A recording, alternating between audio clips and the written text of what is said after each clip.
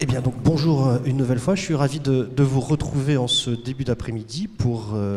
Eh bien, nous sommes en plein milieu des GECO. On ne peut pas faire mieux. 14 heures, c'est toujours un horaire un peu compliqué. Merci pour votre présence. On va parler de guerre commerciale. La guerre commerciale est-elle inévitable? Alors, j'avoue que quand j'ai eu la proposition d'animer cette table ronde, je me suis dit, bah tiens, l'ami Pascal Lemairer commence à être un peu moins original parce que la guerre commerciale, ça fait quand même maintenant des années qu'on en parle.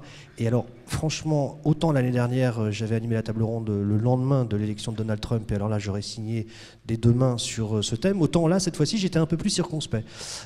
Et en réalité, je pense que cette circonspection est partagée par mes invités, si je puis dire, par les personnes qui vont participer à cette animation, à cette table ronde, parce qu'effectivement, de guerre commerciale, on en parle depuis des années, on l'attend, un peu comme on attend Godot, mais elle ne vient toujours pas. Ça ne veut pas dire qu'il n'y a pas de bruit de bottes, il y a beaucoup de déclarations inquiétantes et martiales, on va bien évidemment vous expliquer tout ça, mais globalement, la situation est peut-être finalement moins alarmiste qu'on aurait pu le croire, ou en tout cas qu'on pourrait le croire en écoutant les uns et les autres s'exprimer à longueur de journée, et notamment la montée des protectionnismes ou des déclarations protectionnistes. Alors, on va essayer de décrypter justement ce qui se passe, parce que ce n'est pas parce que le commerce mondial commence enfin à repartir après 2 ou 3 années très inquiétantes où on parlait même de démondialisation. C'est pas parce que le commerce mondial repart qu'effectivement il n'y a pas toujours des menaces. Et donc effectivement, le thème de cette conférence est toujours très d'actualité.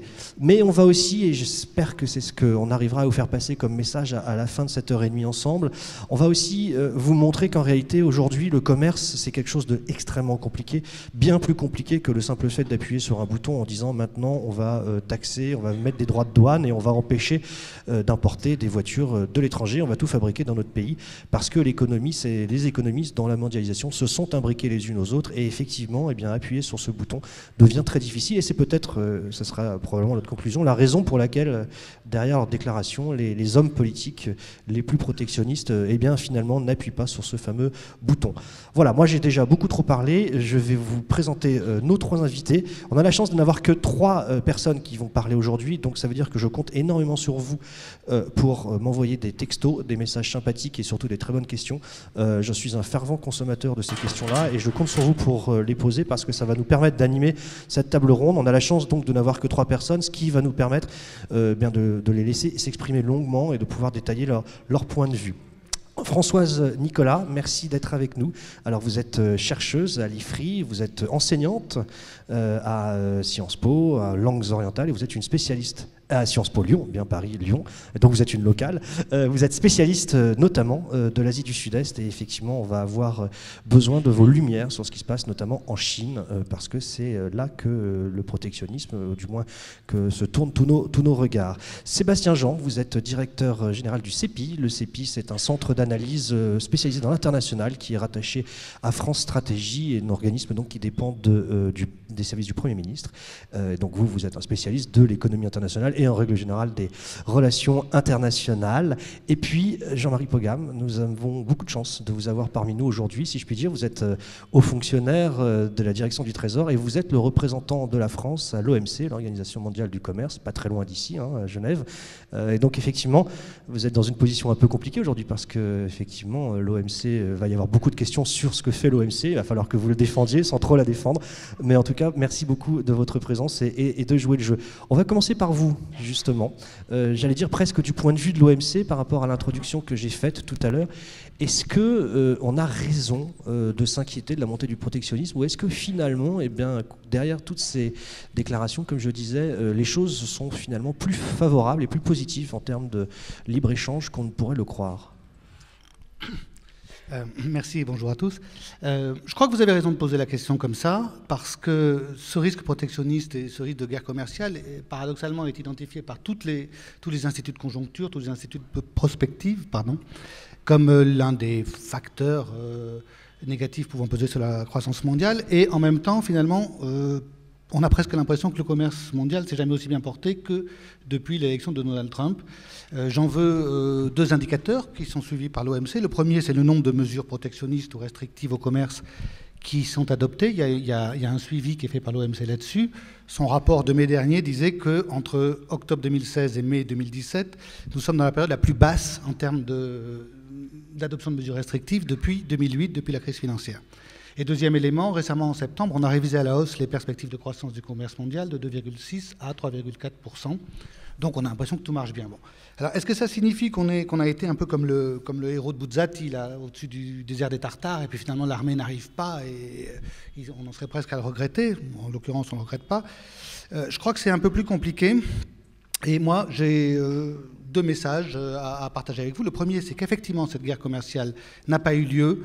Et je voudrais faire une mini-rétrospective de ce qui s'est passé sur l'année. Mais que néanmoins, l'ensemble des causes économiques de cette guerre est encore en place et peut être déclenché assez facilement. Je parle évidemment dans mon analyse à l'heure H de l'instant T, puisqu'on sait que la caractéristique majeure aujourd'hui du plus grand acteur de ces politiques, les États-Unis, c'est l'imprévisibilité de son exécutif, tel que c'est noté par tous les observateurs. Alors, qu'est-ce qui s'est passé depuis un an ? Il y a un an, après une élection dans laquelle il y avait eu des annonces extrêmement fortes sur le sujet commerce de la part du candidat, on s'attendait à ce que toutes les annonces, évidemment, ne se transforment pas en réalité, mais l'administration entrante avait quand même annoncé des choses assez violentes, de type nous allons mettre en place une taxe à la frontière, ce qu'on appelait la Border Adjustment Tax, qui aurait été discriminatoire contre les importations. Nous allons relever de 35 à 45% les droits de douane unilatéralement contre le Mexique et contre la Chine. Nous n'allons pas forcément respecter les décisions de l'organe de règlement des différends de l'OMC, et ainsi de suite, un certain nombre d'annonces qui était d'autant plus inquiétante qu'elle se doublait d'un discours dans les enceintes internationales, vous savez, le G20, le G8, toutes ces enceintes où on négocie des communiqués qui ont une vocation à donner une orientation globale à la politique internationale. Les Américains revenaient sur des langages qui avaient été agréés les années précédentes, qui étaient, j'allais dire, quasi rituels, sur le rôle du système multilatéral, sur la lutte contre le protectionnisme, etc. Ils négociaient pied à pied. Donc il y avait une inquiétude légitime et on suivait ça de très près. Au bout d'un an, premier constat, tout ceci ne s'est pas passé. Aucune de ces initiatives annoncées n'a été mise en œuvre sur le plan des décisions concrètes de cette administration, certainement pas la remontée unilatérale des droits de douane ou d'autres.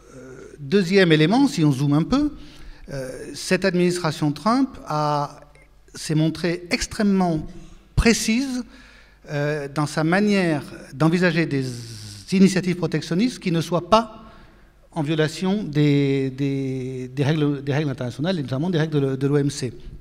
Vous avez par exemple une grande zone grise dans ce droit commercial international qui sont les exceptions de sécurité. Vous avez le droit de vous protéger pour des raisons de sécurité nationale. Les États-Unis envisagent, la décision n'est pas prise encore, mais ils envisagent depuis 6 mois, de protéger leur secteur de l'acier en mettant des droits de douane au nom de la sécurité nationale pour garantir l'approvisionnement des armées américaines. Ce truc-là, évidemment, est très, quand je dis zone grise, c'est très difficile à juger, la manière dont un pays souverain estime sa sécurité. Bon. C'était annoncé depuis plusieurs mois, c'est reporté de mois en mois, donc on sent une certaine prudence avant d'agiter ce détonateur. Deuxième exemple un peu plus compliqué, ils ont pris une initiative d'enquête unilatérale contre les transferts forcés de propriété intellectuelle organisés par la Chine au détriment des entreprises étrangères. Et ils ont annoncé très précisément, si ce qu'on trouve viole les règles de l'OMC, on ira à l'OMC. S'il n'y a pas d'accord d'OMC qui s'applique, on prendra des mesures unilatérales. Et là encore, on voit ce souci de rester quand même dans les cadres de ce droit dont on pensait s'affranchir, etc. Bon, j'aurais plusieurs autres exemples, mais cette idée-là est qu'il y a des gens à la manœuvre qui sont précis et qui pilotent le navire en restant à peu près dans les cadres, alors qu'on avait annoncé qu'il n'y resterait pas. Et de ce point de vue-là, qu'est-ce qu'il faut en penser ? Évidemment, comme tout ce qui est Maison Blanche aujourd'hui, qui a remplacé la kremlinologie de l'époque où je faisais mes études, on cherche à voir quels sont les rapports de pouvoir qui font qu'à un moment donné, il est possible ou non qu'un comportement non anticipé, possiblement irrationnel, devienne une décision présidentielle. Comme ça a pu l'être pour la sortie de l'accord de Paris ou pour la décertification de l'accord nucléaire iranien. Pour le moment, ça ne s'est pas passé, et entre les différents pôles d'influence, qui sont connus, M. Navarro, M. Ross, M. Lighthizer, etc., on voit une politique publique qui est encore à peu près sur des rails de conformité avec le droit international. Alors ça, c'est une conclusion qui est plutôt rassurante. On peut penser qu'il y a aussi des contre-pouvoirs qui fonctionneront côté Congrès.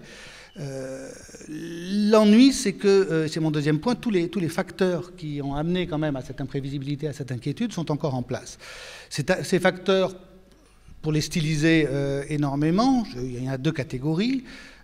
Si je prenais des catégorisations marxiennes, il y aurait l'infrastructure et la superstructure. Donc on a une réalité économique qui, elle, est un sous-jacent qui amène cette tentation protectionniste aux États-Unis, qui est en fait liée à l'émergence du monde en développement et au sein de ce monde en développement, l'émergence de la Chine, évidemment. Il suffit de se rappeler que la Chine a conquis, est passée depuis son accession à l'OMC en 2001 d'une part de marché mondial de l'ordre de 4% sur les exportations à une part de marché de l'ordre de 14%, sous contrôle de mes collègues qui maîtrise beaucoup mieux les chiffres que moi. Donc vous avez en moins de 20 ans un déplacement de 10% de part de marché, ce qui est colossal, le tout dans un commerce en croissance. Bon. Tout ça se traduit, pour faire court, il y avait une table ronde ce matin qui évoquait ces sujets, sur des conséquences en matière de déplacement d'emplois industriels, qui affectent particulièrement certaines communities, comme disent les anglo-saxons, certains territoires dans lesquels l'ensemble de l'activité est lié à une industrie. Il y avait un beau dossier de The Economist il y a 15 jours sur les dégâts de la mondialisation dans certains territoires et l'incapacité à les réparer, que je vous conseille de lire. Et puis si vous n'avez pas le temps de lire The Economist, vous pouvez écouter Bruce Springsteen qui chantait ça il y a 30 ans déjà sur la ville de Youngstown dévastée, qui était une ville sidérurgique. Bon. Donc ce phénomène-là économique, ce sous-jacent-là, se traduit, on le sait, en tentation populiste, de repli sur soi et de mise du pied sur le frein par rapport au commerce mondial.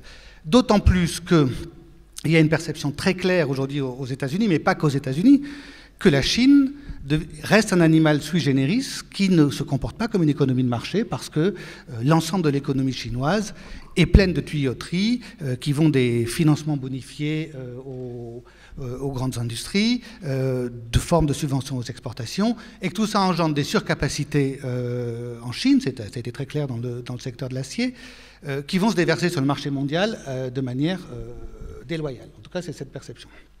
Donc tout ça est un sous-jacent qui nourrit le comportement des électeurs et qui aboutit ensuite au niveau institutionnel à être relayé par cette demande de politique protectionniste. Or, l'administration américaine a clairement une dent contre le système multilatéral aujourd'hui, même si jusqu'à maintenant elle ne l'a pas respecté, et elle a une dent contre la branche qui fonctionne le mieux de ce système multilatéral, qui est, entre guillemets, le juge, c'est inexact de l'appeler juge, mais ça simplifie, c'est-à-dire l'organe de règlement des différends. Et c'est là qu'ils considèrent que ce système leur a un peu rogné les ailes sur la capacité de défense vis-à-vis des comportements déloyaux venant de Chine et d'ailleurs, et que donc ce système doit être remis en cause. Comment le font-ils? Là encore, aujourd'hui, en respectant les règles, ils avaient menacé qu'ils s'en retiraient, ils ne s'en retirent pas, mais ils le font de manière plus dangereuse presque encore, puisqu'ils le font en étranglant le juge. Le juge, c'est 8 membres de ce qu'on appelle l'organe d'appel de l'OMC qui doivent être renouvelés. Bon. Là, il y en a 3 qui sont partis et ils bloquent le renouvellement. Donc, ce qui veut dire qu'au bout d'un moment, il y aura étouffement du système qui sera incapable de juger si par hasard on ne règle pas ce problème-là. Et ça va être un des enjeux des mois qui viennent. Bon. Deuxièmement, on est dans un système sur lequel le leader naturel, le créateur du système multilatéral, les États-Unis, se retourne contre lui, mais il n'y a aucune alternative réelle qui se soit imposée. L'Europe aimerait bien l'être, mais l'Europe, elle n'est fédérale que pour sa politique commerciale. Elle n'a pas de politique de défense, elle n'a pas de politique étrangère aussi structurée, donc elle n'a pas la même puissance de frappe que les États-Unis. Et la Chine, qui pourrait être le leader relais, comme les États-Unis avaient pris le relais de la Grande-Bretagne autrefois, ne le veut pas, tout simplement. Elle ne se sent pas prête, elle est pour le système, mais elle ne veut pas le diriger et le garantir. Donc c'est une autre source d'affaiblissement. Et enfin, ce système a déjà lui-même tendance à s'auto-affaiblir, à avoir du mal à avancer dans ses négociations, à avoir du mal à trouver des consensus, à se réformer, à se moderniser. Je pourrais y revenir si ça vous intéresse sur un plan plus technique. Donc tout ça fait qu'aujourd'hui, le garde-fou entre cette force de la demande de protection et cette règle qui garantit quand même qu'on reste un peu dans le cadre du droit, ce garde-fou est en train de s'affaiblir. J'en termine par là. Où et quand ça peut se déclencher? Il y a 10 milliards de facteurs qui peuvent le produire, notamment sur le plan bilatéral. Vous savez que les États-Unis menacent de se retirer de l'ALENA, du traité de libre-échange nord-américain. Vous savez qu'il peut y avoir des tensions avec la Chine liées avec la Corée du Nord, dans lesquelles le président Trump a lié les questions de commerce et les questions de sécurité. À l'OMC, il y a un dossier très précis qui est un peu la mini-bombe nucléaire des 2 à 3 prochaines années qu'il faut suivre, qui s'appelle le statut d'économie de marché de la Chine. La Chine, lorsqu'elle a adhéré à l'OMC, a eu un protocole qui disait qu'au bout de 15 ans, elle serait traitée comme une économie de marché. Du moins, c'est ce que défendent les Chinois. Et ça a une conséquence un tout petit peu technique, mais qu'il faut comprendre, c'est que si vous voulez appliquer des droits anti-dumping, c'est-à-dire quand le dumping, c'est quand l'exportateur vend moins cher sur le marché étranger que sur son marché intérieur, si vous voulez appliquer des droits comme ça, on ne prend pas en compte vos prix de marché intérieur parce qu'ils ne sont pas considérés comme justes. Donc on prend d'autres références et on met de l'anti-dumping plus facilement. Bref. Ceci étant contentieux, les Chinois viennent d'attaquer l'Europe et vont attaquer les États-Unis à terme pour faire reconnaître ce statut d'économie de marché. Or, on peut déjà prévoir que si les Américains étaient condamnés à échéance de 2-3 ans par une décision de l'OMC disant que la Chine est une économie de marché, ils se retireraient très vraisemblablement du système. Donc c'est ça la question un peu explosive qui peut, du point de vue du système multilatéral, être devant nous. Excusez-moi. Merci beaucoup Jean-Marie Pogam. J'ai déjà énormément de questions que je vais rapidement vous poser, mais je préfère qu'on fasse d'abord un premier tour de table et après je vous les poserai parce qu'elles sont effectivement, on avait prévu de les aborder. Donc quelque part, Sébastien Jean, je me tourne vers vous. Jean-Marie Pogam nous a dressé un portrait de ce qui se passe, de la situation. On sent qu'il y a, comme je disais tout à l'heure, des bruits de bottes. Les pistolets sont armés. C'est un peu votre sentiment ? Oui, certainement. Bonjour à tous d'abord. Je me garderais bien de faire des prévisions, d'autant que je me souviens que j'étais venu l'an dernier, c'était la veille de l'élection américaine, et en rentrant dans le train, je préparais mon papier sur la politique commerciale d'Hillary Clinton. Autant dire qu'il est toujours dans mon ordinateur, le papier en question. Bon, et donc la suite a été beaucoup plus déroutante. Et le personnage de Trump et sa politique restent complètement déroutant, ce qui, donc, comme le disait Jean-Marie à l'instant, il est caractérisé, il revendique derrière son caractère imprévisible. Donc évidemment, ça ne facilite pas la tâche d'essayer de voir comment les choses peuvent évoluer. D'autant que je ne vais pas revenir sur le contexte, Jean-Marie l'a très bien décrit, je suis entièrement d'accord avec ce qu'il a dit, et je pense que c'était très bien expliqué. C'est un côté quand même assez paradoxal, il faut bien le comprendre, c'est-à-dire que les États-Unis ont vraiment été les organisateurs, les architectes de ce système, et aujourd'hui ils sont en train de dire non, ça ne va pas, c'est injuste, c'est les plus mauvais accords, enfin bon, qu'il s'agisse du multilatéral, du bilatéral, Trump n'a pas de mots assez durs pour caractériser le système tel qu'il existe. Donc c'est très paradoxal. Et au fond, ça vient, bon, il y a beaucoup de facteurs derrière, mais d'une certaine morgue des États-Unis qui ont organisé un système en pensant qu'à partir du moment où il y a de la concurrence, forcément ça leur serait bénéfique, parce que comme ils étaient meilleurs que les autres, ils ne pouvaient pas en être autrement. Et une caractéristique de ça, que je trouve assez illustrative, c'est la singularité fiscale des États-Unis, qui sont les seuls pays de l'OCDE et un des rares pays à ne pas avoir de TVA. Et la TVA, hein, comme on sait, c'est quelque chose qui taxe sur le territoire. Donc, en termes de commerce, c'est un peu difficile de ne pas avoir de TVA, parce que ça veut dire qu'il faut... Donc, ils ont quand même des taxes à la consommation, mais elles sont beaucoup moins importantes que notre TVA. Et ça les place dans une situation particulière qui entretient un peu cette, disons, ou qui accentue certains effets pervers de la mondialisation, parce qu'il faut qu'il l'essentiel de leur base fiscale, il faut qu'ils la récupèrent sur la fiscalité, sur les entreprises et sur les ménages. D'où des incitations redoublées pour les entreprises d'aller faire de l'optimisation fiscale, on en parle beaucoup ces jours-ci, et on voit d'ailleurs que les entreprises américaines sont au premier rang de ça, mais il faut savoir derrière que le taux nominal d'impôt sur les sociétés aux États-Unis est presque, à quelques exceptions près, le plus élevé parmi les pays développés. Donc je disais, tout ça est un peu lié. C'était aussi une façon pour les États-Unis de finalement de ne pas chercher à s'adapter aux contexte qu'ils avaient créé en organisant cette mondialisation, parce qu'il allait de soi qu'ils en sortiraient vainqueurs, que c'était fait à leur bénéfice. Bon. Donc ça n'aide pas le décryptage, la compréhension.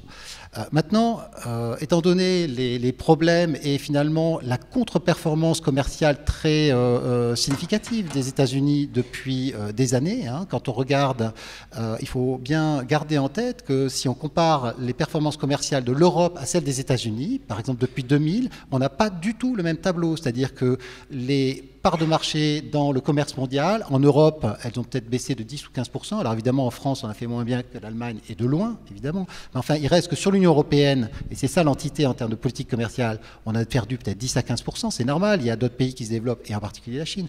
Mais les États-Unis, comme d'ailleurs le Japon, ont perdu 40% dans la même période. Hein. Donc ça crée un contexte qui vraiment, en termes de résultats commerciaux, est complètement différent. Ça explique en partie évidemment cette situation. Alors pourquoi effectivement je pense que les fusils sont déjà chargés? Parce qu'il ne s'est rien passé de très grave ou d'irrémédiable jusqu'ici. Mais ça fait qu'un an que Donald Trump est élu et il s'est quand même passé déjà pas mal de choses. La plupart ont été rappelées par Marie, mais j'y reviens juste rapidement. Donc ils sont sortis les États-Unis se sont retirés du partenariat transpacifique, soit dit en passant, et c'est beaucoup plus important, ils se sont aussi retirés de l'accord de Paris et ils sont en passe, on va voir ce qui se passe, de se retirer de l'accord sur le nucléaire iranien.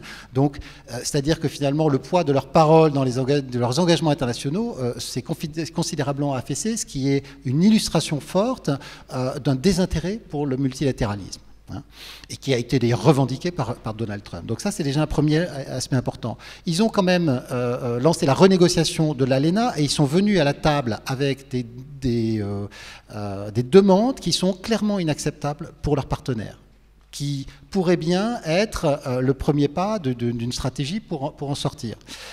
Ils ont lancé des enquêtes qui sont basées sur des instruments qu'il est complètement inhabituel d'utiliser, donc ceux invoquant la sécurité nationale, c'était dit à l'instant, d'autres qui sont également des instruments des années 70 et sur la défense des droits de propriété intellectuelle pour la Chine. C'est clairement, ça s'appelle la section 301 dans le droit commercial américain, c'est clairement quelque chose qui était de l'ère pré-OMC. Donc invoquer ça, c'est vraiment dire, bon, ben, on revient aux pratiques d'avant, nous finalement on ignore cette réalité-là.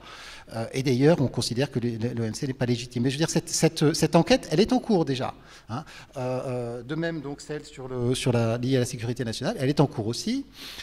Une autre enquête également qui est en cours concerne des clauses de sauvegarde sur les panneaux solaires, les machines à laver. À chaque fois, ce sont des milliards de commerces qui s'ajoutent. Et on est dans une situation où ce qui est déjà lancé, ce qui est déjà dans le pipeline, donc je dirais les fusils sont chargés dans ce sens-là, effectivement, ça représente une part significative du commerce extérieur américain. C'est difficile de faire l'estimation complète, mais plus de 10% des importations américaines sont potentiellement concernées, et même potentiellement nettement plus de 10% par l'ensemble de ces procédures. Donc, comment ça va évoluer? On n'est pas encore au bout pour pouvoir conclure qu'ils vont l'abandonner. Ce qui évidemment rend les choses difficiles, c'est que quand on a quelqu'un qui aborde la table des négociations internationales comme alors un négociateur de marché immobilier, ou plus exactement finalement comme un joueur de poker, hein, qui fait tout au bluff. Évidemment, c'est très difficile de savoir si c'est du bluff ou s'il va vouloir donner suite. Ce qui m'inquiète personnellement, c'est que je considère que Trump s'est mis et a mis son administration dans une impasse. C'est-à-dire qu'il est en train de revendiquer des objectifs qui sont contradictoires et qu'il ne va pas pouvoir atteindre. Sur l'ALENA, par exemple, ils n'ont pas défini de manière claire ce qu'étaient des exigences qui seraient acceptables par la partenaire et qui amèneraient le rééquilibrage du solde commercial avec leurs partenaires qu'ils sont en train de chercher.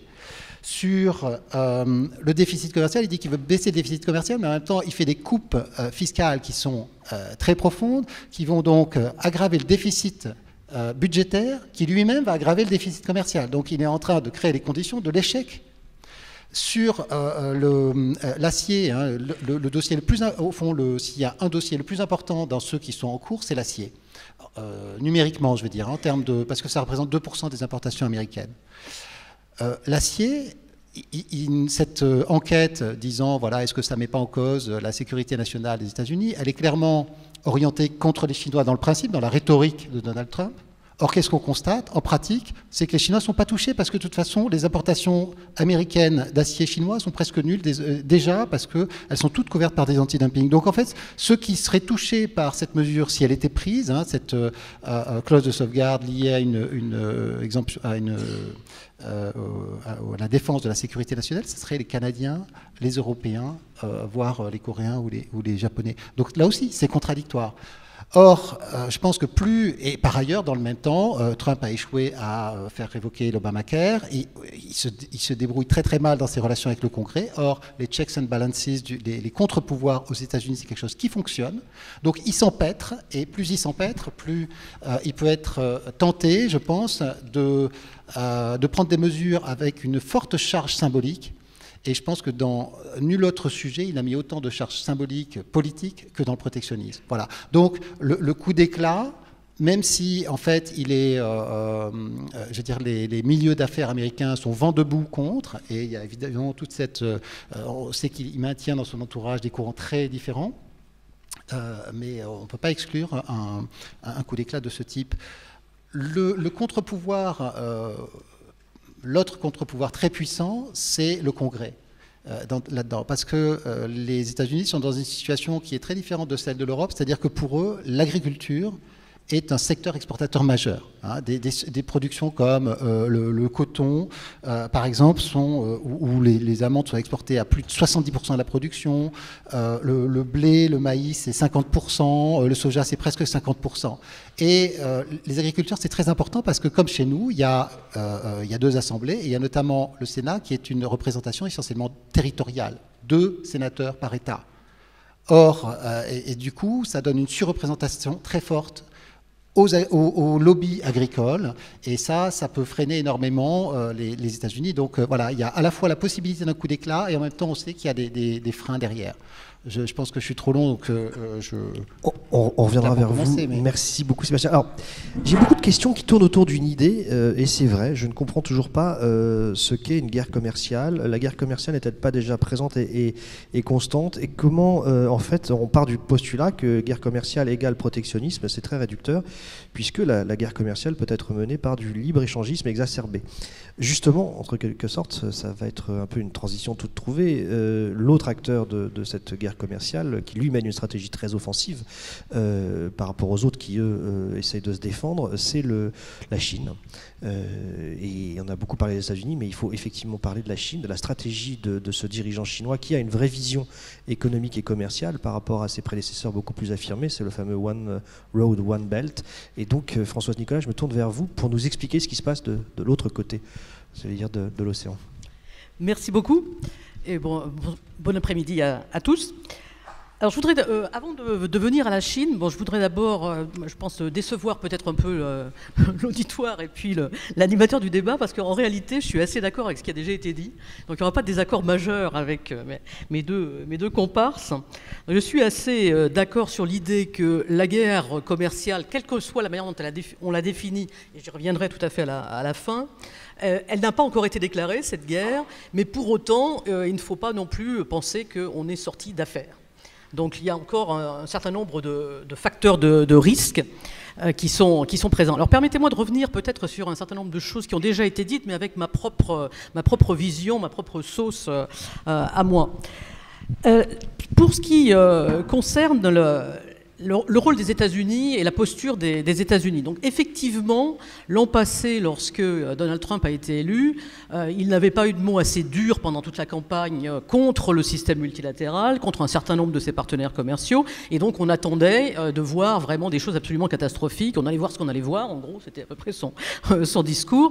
Et finalement, on n'a pas vu grand-chose. Il y a une seule promesse qui a été tenue, et ça Sébastien l'a rappelé tout à l'heure, et cette promesse, c'était le retrait du partenariat transpacifique. C'est la seule chose qui avait été annoncée pendant la campagne et qui, de fait, s'est concrétisée, et s'est concrétisée très rapidement, puisque dans les 3 jours, je crois, qui ont suivi l'arrivée au pouvoir de Donald Trump, il a signé le décret permettant aux États-Unis de se retirer de ce TPP. Bon, en réalité, il ne faut pas tellement s'étonner de ça, parce que c'était facile de le faire, puisque ce partenariat transpacifique n'avait pas encore été ratifié. Donc là, il n'y avait pas du tout de difficulté technique à revenir sur cet engagement qui n'avait pas été encore complètement gravé dans le marbre. Pour le reste, les mesures qui ont été prises restent très largement en deçà des annonces tonitruantes et des menaces qui avaient été faites pendant la campagne. Par exemple, les différents accords de libre-échange qui étaient en vigueur entre les États-Unis d'une part et un certain nombre de partenaires de l'autre, donc l'ALENA en particulier, avec le Canada et le Mexique, bon, cet ALENA est toujours en place. Les États-Unis ne se sont pas retirés de cet accord-là. Ils auraient pu poser un préavis de 6 mois avant le retrait, ils ne l'ont toujours pas fait. Alors malgré tout, ils ne sont pas restés non plus à dire oui, finalement c'est pas mal l'ALENA, on avait dit que c'était pas bien, puis finalement ça va. Non, mais ce qui a été choisi comme voie, c'est la renégociation. De la même manière, pour l'accord avec la Corée, qui avait été aussi présenté comme un accord absolument épouvantable dans lequel les États-Unis avaient perdu beaucoup, ce qui est vraiment éminemment contestable. De la même manière, pour cet accord, ce qui a été choisi, c'est la renégociation, la rediscussion. Et ce qui, là encore, est assez normal, parce que cet accord a un certain nombre d'années, et finalement, il est assez classique, au bout d'un certain nombre d'années, de revenir sur un accord, de voir s'il n'y a pas des ajustements à apporter. Donc on est complètement en décalage par rapport à ce qui avait été annoncé par les États-Unis. Troisième exemple aussi de mesures qui sont nettement en deçà de ce qui avait été annoncé, c'est la posture vis-à-vis de la Chine. La Chine avait été présentée comme l'ennemi public numéro 1, et la Chine aussi allait voir ce qu'elle allait voir une fois Trump au pouvoir, et en particulier, elle allait être désignée comme manipulatrice de sa devise le jour où Trump arriverait aux manettes, et finalement, non, il ne s'est rien passé, et même vis-à-vis de la Chine, le ton est beaucoup plus mesuré que ce qu'on aurait pu craindre. Alors certes, il y a les enquêtes sur les transferts obligatoires de propriété intellectuelle, mais grosso modo, la Chine n'est pas autant montrée du doigt que ce qu'on aurait pu anticiper. Bon, il y a une explication assez facile à cela, c'est le problème de Corée du Nord. Donc là, les États-Unis ont besoin de la Chine dans cette affaire de Corée du Nord, et du coup, ils ont baissé d'un ton, je dirais, vis-à-vis de la Chine. Alors comment est-ce qu'on peut interpréter toutes ces... Bon, ce n'est pas des reculades, mais en tout cas une absence d'agressivité de la part de Trump, contrairement à ce qu'on pouvait craindre. Est-ce que ce serait qu'il serait revenu à la raison? Et là, mon interprétation est non. Moi, je ne pense pas du tout qu'il soit revenu à la raison. Là, ce qui explique cette posture un peu moins offensive, c'est qu'il n'avait en réalité pas les moyens de mettre en œuvre les menaces dont il avait parlé. Il y a le Congrès, il y a des contre-pouvoirs, il y a les engagements qui avaient été pris par le pays, donc on ne revient pas, on n'élimine pas d'un trait de plume un accord de libre-échange. C'est pas si simple que ça, il y a des procédures à respecter, et donc il ne pouvait pas faire complètement ce qu'il voulait. Et puis, lorsqu'on regarde dans le détail ce qui se passe dans les renégociations, ce qu'on observe, c'est que d'abord, ces renégociations, ce sont des mesures transitoires, donc il n'est pas dit qu'au final, Trump revienne sur les engagements qui ont été pris. Donc il est parvenu à la raison, simplement, il ne pouvait pas faire tout ce qu'il voulait, et il n'est pas dit qu'en fin de compte, il ne fasse pas ce qu'il avait promis qu'il allait faire. Bien, donc tout ça pour dire que la guerre n'est pas encore déclarée, mais ça peut encore venir. Alors après, pour venir à votre question sur la Chine, qui est le deuxième grand protagoniste dans l'affaire, et potentiellement dans une guerre commerciale. Alors la Chine, ça c'est un cas très intéressant. Si on écoute un peu ce qui est dit par le dirigeant chinois, M. Xi Jinping, ce que l'on comprend, c'est qu'il utilise clairement un double langage. Et on a d'une part le Xi Jinping de Davos, qui s'est érigé en héros de la mondialisation et du libre-échange, ce qui était quand même assez ahurissant. C'était le monde à l'envers, avec Trump qui tournait le dos au système multilatéral et la Chine qui défendait le système multilatéral, qui défendait le libre-échange. Donc là encore, il ne faut pas non plus complètement s'étonner. D'abord, c'est de la com, il ne faut pas s'y tromper. Et puis, finalement, la Chine, c'est le grand bénéficiaire de la mondialisation. La Chine a été admise à l'OMC. Pour cela, elle a dû faire des efforts colossaux, mais ces efforts colossaux l'ont aidé en réalité à se réformer en partie. Bon, pas intégralement, on est loin de compte, mais malgré tout, ça a aidé un certain nombre de réformes. Donc la Chine, elle a gagné à la mondialisation, au libre-échange, interprétée à la chinoise, certes, et elle a gagné à adhérer à l'OMC. Donc il est assez normal que finalement elle se félicite de son appartenance à ce système-là. Cela étant, il y a un deuxième visage de la Chine et de Xi Jinping, et ce deuxième visage, c'est un visage qui est beaucoup moins en ligne avec les règles de l'OMC. Et là, ce que l'on observe, c'est la volonté de la part de la Chine d'imposer en réalité ses manières de faire, ses pratiques. Et c'est là qu'on en vient au fameux projet ou à la fameuse initiative des nouvelles routes de la soie, la ceinture et la route, comme on dit. Dans le cadre de ce grand projet des nouvelles routes de la soie, ce que la Chine veut, c'est certes connecter, comme on dit, lier la Chine au reste du monde, et en particulier à l'Europe, en passant par le continent eurasiatique et ou par l'Asie du Sud-Est, le Moyen-Orient, etc. Donc c'est un vaste projet de connectivité, oui, qui est censé bénéficier à tous les pays qui participent, et en particulier au développement des pays qui sont situés le long de ces fameuses routes. Mais derrière tout cela, il y a une autre volonté, une autre ambition. Et cette volonté, cette ambition, c'est d'imposer les manières de faire, les pratiques chinoises aux pays qui sont le long des dites routes. Et j'en veux par exemple comme exemple les marchés publics auxquels les entreprises chinoises ont répondu en Europe centrale et orientale ou en Asie du Sud-Est, en Indonésie par exemple. Et qu'est-ce que la Chine fait ? Bon, en gros, elle menace en quelque sorte, donc elle utilise son pouvoir économique pour obtenir des concessions et pour obtenir des marchés publics pour ces entreprises. Tout ça se fait dans l'absence de transparence la plus totale et la plus absolue, ce qui est complètement en contradiction avec les règles de l'OMC, et la Chine a bien l'intention de faire prévaloir ce genre de pratiques. Donc derrière le projet des routes de la soie, il n'y a pas que ça, mais en tout cas, en partie, il y a ça. Et conclusion, on pourrait voir émerger non pas une guerre commerciale au sens strict du terme, avec un enchaînement d'imposition de barrières tarifaires et puis des contre-barrières tarifaires, et donc une spirale infernale comme celle que l'on avait observée pendant l'entre-deux-guerres et qui a en partie alimenté la crise. Ce n'est pas nécessairement ce type de guerre que l'on peut voir, mais ce sur quoi on peut déboucher, c'est en réalité, en quelque sorte, une guerre des normes. Moi, c'est comme ça que je verrais la chose. Et en l'occurrence, la Chine, clairement, joue selon des normes différentes, a en tête des manières de faire, des pratiques différentes qu'elle entend bien faire imposer à ses partenaires, et en particulier dans le cadre de son projet des nouvelles routes de la soie. Donc, la guerre commerciale, c'est pas encore. Ça va peut-être venir, et surtout, la forme de la guerre n'est pas nécessairement exactement celle que l'on pouvait anticiper. Juste un point, quand vous parlez de normes, il y a une ambiguïté dans le mot, c'est la manière de faire, oui. Parce qu'il y a aussi une vraie guerre de normes, qui va imposer ces normes technologiques. Alors il y a ça aussi. En réalité, lorsque je dis normes, effectivement, je pense pas nécessairement aux normes à nouveau définies de manière extrêmement étroite, normes standards. Encore que, dans ce domaine-là aussi, la Chine est extraordinairement active.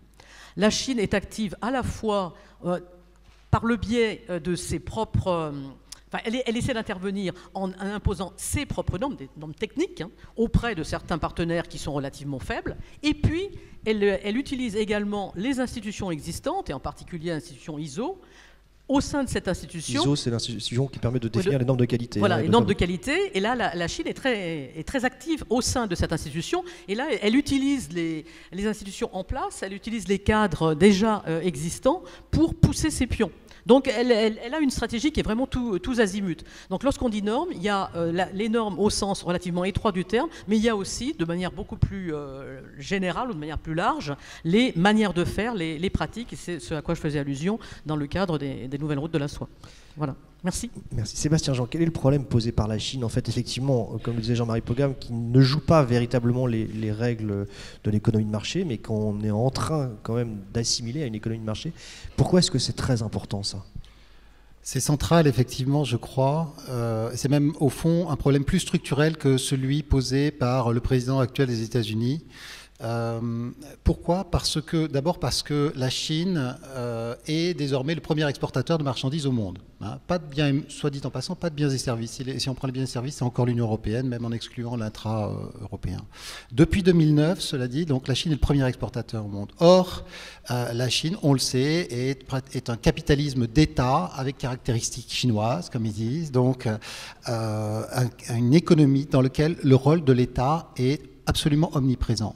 Quand on a négocié l'entrée de la Chine à l'OMC, elle s'est réalisée donc le 11 décembre 2001, quand on a négocié ça, il y avait au fond l'idée sous-jacente que la Chine était dans un processus de convergence vers notre réalité institutionnelle, disons, sans forcément de préjugés politiques, hein, mais allait se mettre à fonctionner de plus en plus comme nous. Aujourd'hui, il me semble que le constat qu'on peut faire, c'est que cette convergence, s'il y en a eu une, s'est arrêtée. C'est-à-dire que la Chine n'est plus en train de se rapprocher de nous en termes de fonctionnement, elle est peut-être même en train de s'en écarter un peu. Et en revanche, l'acteur est absolument central dans le commerce mondial. C'est la première puissance. Or, pourquoi ça pose problème? Mais simplement parce que le système dans lequel, quand on dit l'Organisation mondiale du commerce, il faut bien comprendre qu'il s'agit d'un traité international, c'est-à-dire d'engagement que les États prennent les uns envers les autres. Ils se mettent d'accord sur des règles. Bon, encore faut-il avoir la même compréhension des règles. On parle beaucoup d'anti-dumping par rapport à la Chine. En fait, pour moi, le principal problème, ce n'est pas le dumping, ce sont les subventions. Parce que dans les accords qu'on a signés au sein de l'OMC, il y a notamment des accords dans lesquels on se met d'accord sur le fait que si on est tous en train de subventionner nos champions nationaux, bah finalement ça coûte cher à tout le monde, ça ne profite à personne, donc c'est très mauvais, c'est destructeur à la fin. Donc, on a dit très bien, on va se mettre d'accord. On n'utilisera pas de subventions qui sont directement conditionnelles au niveau d'exportation, et on n'utilisera pas de subventions sur la production si elles sont susceptibles de porter dommage aux pays partenaires. Mais qu'est-ce que c'est une subvention en Chine aujourd'hui ? Si on a le financement, il faut avoir des connexions au sein de l'État pour l'avoir. Sinon, c'est juste qu'on n'arrive pas à se financer au fond, ou alors c'est très cher. Souvent, l'État, quand il veut aider des secteurs, bon, d'une part, il le dit publiquement, c'est dans les plans, hein, le plan Make in China 2025. L'État cible des secteurs. Il dit voilà, je vais pousser mes feux là-dedans. Et quand ils le font, c'est par donc les finances, par le foncier, par le prix de l'électricité, par des taxes sur les concurrents, etc. Et donc, on est même en mal de définir qui serait subventionné ou pas. Donc, il y a vraiment un défi posé par ce rôle central de la Chine et sa compatibilité avec un système qui repose sur des postulats d'économie de marché qui sont faux dans le cas chinois. Et je crois qu'arriver à résoudre cette équation, c'est vraiment le défi principal qui nous est posé. Et on est en difficulté par rapport à ça parce que les Chinois nous disent, écoutez, on a signé des engagements, donc ils ont une approche assez légaliste finalement, et c'est pour ça que quand on a dit, nous on va continuer à vous appliquer quelque chose qui n'est pas le statut d'économie de marché, ils ont porté l'affaire devant l'OMC, donc actuellement c'est en jugement, si je puis dire, même si le terme est un peu inapproprié. Voilà. Donc l'approche des Américains, finalement, Donald Trump, c'est de dire, je vais faire un malheur. Bon, c'est une façon d'essayer de gagner du pouvoir de négociation par rapport à eux aussi. Hein. Voilà, donc c'est central, je crois. Un mot, François-Nicolas, sur ce qu'on dit. On peut négocier avec les Chinois sur ces questions-là ou pas? Une toute petite remarque. Je pense qu'effectivement, Sébastien a mis vraiment le doigt sur un problème majeur.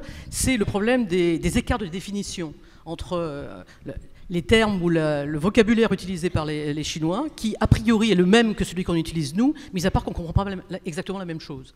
Et ça, c'est absolument crucial. Lorsqu'on leur parle de subventions, ils disent « mais non, on ne subventionne pas ». Non, ce n'est pas des subventions peut-être au sens étroit du terme, mais ça revient exactement au même. Et là, on est face à ces definition gaps, mais ça c'est vrai en économie, et malheureusement c'est vrai aussi dans pas mal d'autres domaines, et dans le domaine diplomatique aussi. Et ça rend le dialogue, la discussion avec la Chine extraordinairement compliqué. Alors j'ai beaucoup de questions sur l'Europe, dont on n'a pas parlé, on va y revenir avant, mais avant ça, je me retourne à nouveau vers vous, Jean-Marie Pogam, parce que j'ai aussi beaucoup de questions sur l'OMC, sur le juge et l'arbitre que vous êtes. Et on nous demande deux types de questions. D'abord, peut-être juste de rappeler effectivement ce que pourrait être une guerre commerciale. C'est vous qui détermineriez en quelque sorte, attention, là, il y a une guerre commerciale. Donc ce serait quoi, concrètement, le moment où on pourrait déclarer, ah, il y a une guerre commerciale, c'est pas bien, et vous pourriez vous l'attaquer. Et la deuxième chose, c'est peut-être juste refaire un petit point sur tous les traités en cours. Il y a beaucoup de gens qui se posent des questions, qu'est-ce qu'on veut dire par multilatéral et bilatéral? Alors d'une manière générale, ça c'est pour l'OMC. Voilà, une question très pratique et puis une question un peu plus philosophique, si je puis dire. Bon, une guerre commerciale, je ne vais pas réfléchir avant d'y venir, mais pour moi, c'est toute initiative sortant du cadre de traités internationaux est destinée à localiser la valeur chez vous dans l'échange économique. Concrètement, traditionnellement, ça a deux formes. Un, vous subventionnez vos exportations, et deux, vous taxez les importations. C'est ça le chose. Après, vous pouvez avoir des formes dérivées comme voler les droits de propriété intellectuelle ou des choses comme ça. Mais une guerre commerciale, c'est d'abord, oui, je subventionne à l'export et je taxe à l'import. Et c'est ça que l'OMC régule le plus, parce que c'est là qu'on s'est mis, comme l'ont dit les deux intervenants, d'accord sur un certain nombre de règles. Le problème, et je souscris complètement à ce qui a été dit, c'est les définitions. La subvention à l'OMC, c'est quelque chose d'assez restrictif. Il faut donner de l'argent spécifiquement à un secteur ou à une entreprise avec des objectifs spécifiques. Par contre, la garantie implicite de l'État, comme ça existe dans l'État, ça, c'est pas appréhendé par le... La garantie implicite de l'État, c'est l'État dit si jamais vous avez une perte commerciale ou des dettes, on rembourse en quelque sorte. Si vous faites faillite, je suis là. Bon, ça, alors effectivement, c'est pas une subvention au sens de l'OMC, donc c'est pas attaquable. Donc les Chinois se comportent de manière légaliste en disant nous on n'est pas en guerre commerciale, tout ça, on respecte les traités, patati patata. Et les Américains disent, et je veux faire ce point parce qu'il est important, ça précède Trump, c'était déjà le cas sous l'administration Obama.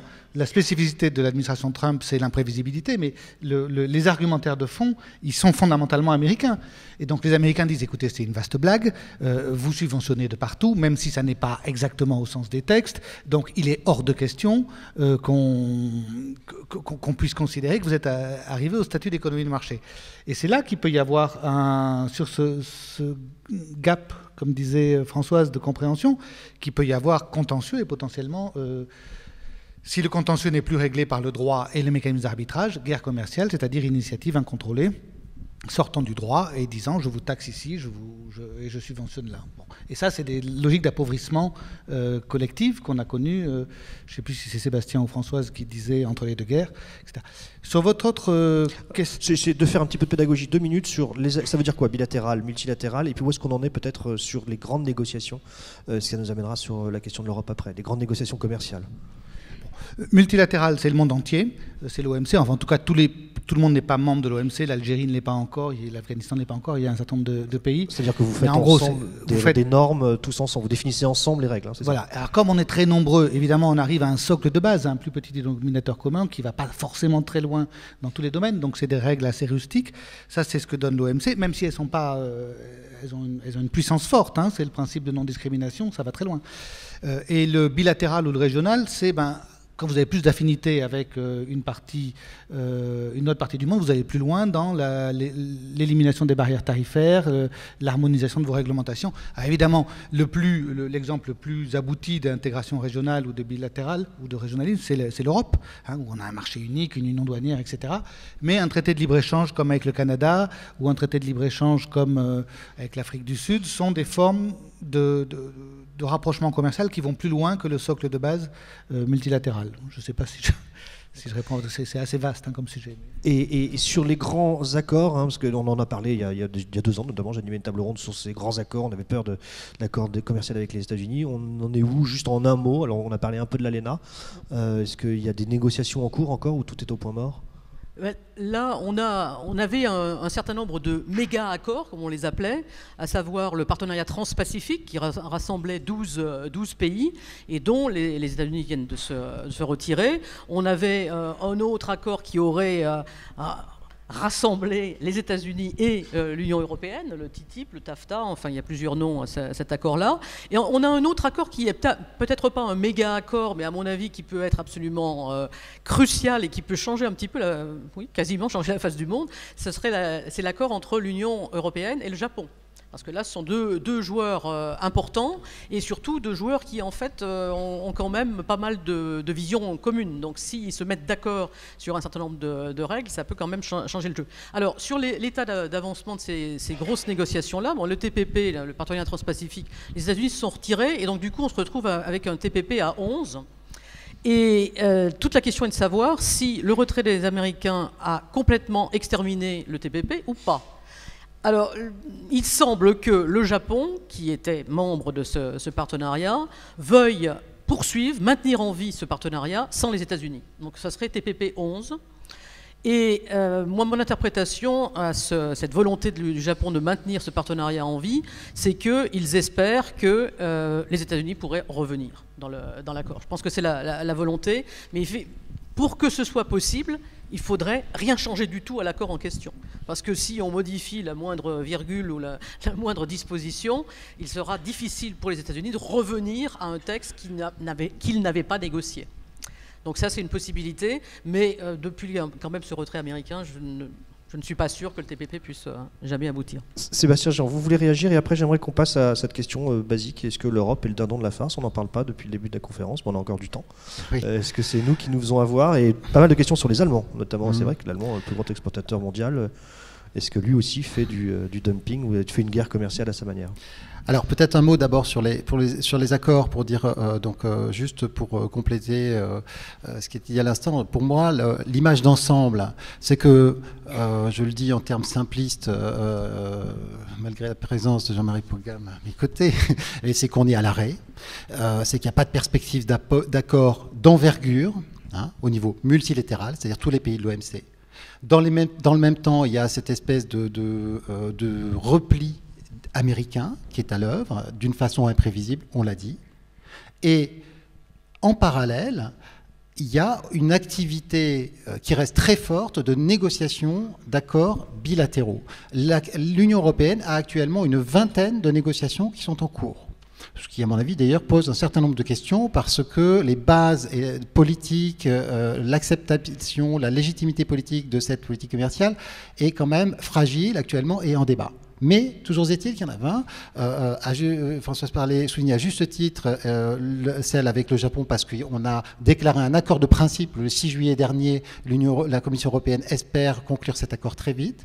Et l'Union européenne et le Japon, quand on parle de guerre des normes, c'est quand même une énorme puissance, c'est-à-dire ce qui importe dans cet accord, ce n'est pas tellement les échanges qu'on a entre nous, c'est qu'ensemble, Europe et Japon, on est dominants dans des secteurs comme l'automobile, l'aéronautique, la pharmacie, beaucoup de machines, etc. Beaucoup de secteurs très importants. Et là, les choix qu'on ferait en termes normatifs auraient un poids beaucoup plus important si on se mettait d'accord. Donc ça, c'est important. Mais il y a aussi une négociation avec le Mercosur, avec l'Inde, j'en passe et des meilleurs. Et puis, en Asie, il y a aussi beaucoup d'accords en négociation. Voilà. Donc tout ça pour dire, il y a beaucoup de choses qui se passent. Et d'ailleurs, ça va poser la question, si la situation perdure comme ça, de savoir si les États-Unis ne sont pas un peu en train de se marginaliser. Parce que les États-Unis, aujourd'hui, ça n'est plus une superpuissance commerciale. C'est ça le paradoxe. C'est-à-dire que c'est une superpuissance militaire, évidemment, financière, évidemment, et alors donc leur domination reste très forte dans ces domaines-là, et donc politique de ce fait-là, mais commercialement, c'est moins de 10% du commerce mondial, les États-Unis. Voilà. Si je ne suis pas trop long, je peux répondre à votre question sur l'Europe. On a beaucoup dit, et, notamment dans la campagne présidentielle en France, l'Europe est le dindon de la farce. Pour moi, c'est quand même très paradoxal. C'est vraiment de la communication politique. Et je comprends, et je trouve que quand on essaie de faire des efforts d'analyse, de comprendre ce qu'on entend par cette supposée naïveté commerciale de l'Union européenne, il est difficile de faire sens de ça. Pourquoi ? D'abord parce que le problème actuel que pose l'Union européenne dans le commerce international, c'est ses excédents massifs, les plus importants au monde. Plus de 200 milliards d'euros par an actuellement. Donc ça veut dire que pour nos partenaires, c'est un problème. Ça, plus que la Chine. Donc comme naïf, en tout cas, c'est pas ça. Alors évidemment, on peut dire c'est l'Allemagne, c'est pas la France. Donc ça, on a des problèmes de déséquilibre entre nous. Mais ça n'est pas un problème de politique commerciale, on l'a défini au niveau de l'Europe. D'accord ? Et d'ailleurs, probablement, à un moment, il faudra s'ajuster là-dessus, parce qu'on ne va pas pouvoir continuer comme ça éternellement. Alors peut-être qu'on dit naïf parce que l'Europe se protège moins que les autres. Alors moi, je suis un bon élève, je regarde les chiffres, les textes, je regarde ce que publie l'OMC, niveau de protection. Parmi les pays du G7, qui est le pays le plus protégé ? Je vous le donne en mille, l'Europe. 5,5% de moyenne de droits sous la clause de la nation la plus favorisée. 3,5% aux États-Unis. Tous les autres sont en dessous dans le G7. Ça veut dire quoi ça, pardon, pour être très concret? Donc ça, c'est le droit qu'on applique par défaut, le tarif douanier, hein, la façon dont on taxe les importations par défaut qui viennent de l'extérieur. On taxe plus en Europe que dans les autres pays du G7.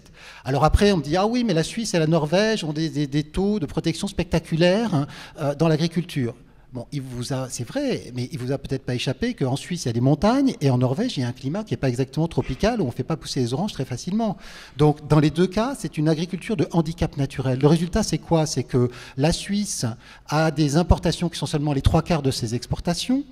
Hein, donc, elle est vraiment déficitaire sur l'agriculture. La Norvège, elle exporte que un quart de ce qu'elle exporte que un quart de ce qu'elle importe. Donc elle est très dépendante des importations. Donc en fait, c'est une façon de se protéger, de garder un peu d'agriculture chez eux, sachant que de toute façon, ils sont dépendants. On n'est pas dans ce cas-là en Europe. On est largement excédentaire. En France, on exporte 125% de ce qu'on importe. On a une puissance exportatrice agricole. Il faut comprendre ça. Quand il y a des handicaps naturels, en montagne, on subventionne fortement. Donc ça n'est pas comparable. Et par ailleurs, la Suisse et la Norvège, si on les prend dans l'industrie, ils protègent beaucoup moins que l'Europe. Donc encore une fois, je vois pas le sens.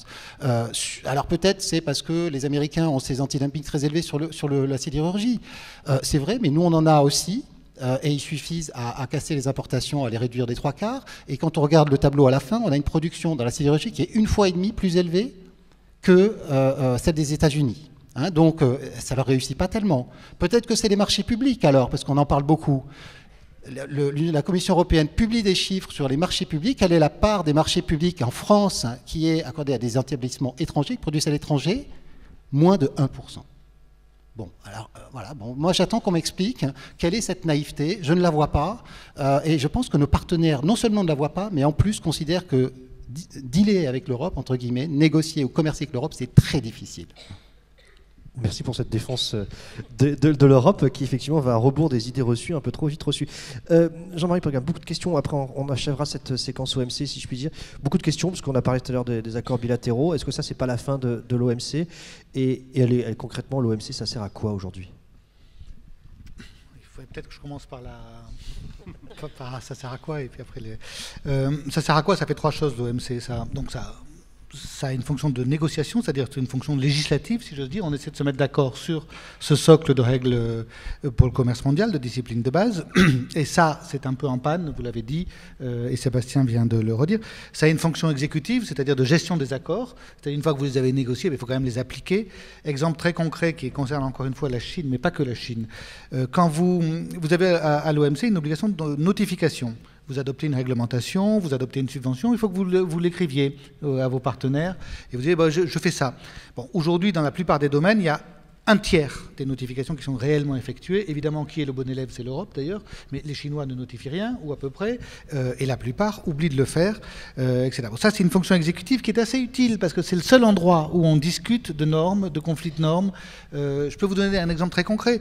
Les Chinois ont décidé, et c'est une bonne politique, qu'ils voulaient un taux de voitures, ils voulaient 30% de voitures électriques dans le parc des administrations. Fabuleux, pour l'environnement, ils ont raison. Ils ont juste dit qu'ils voulaient des voitures chinoises.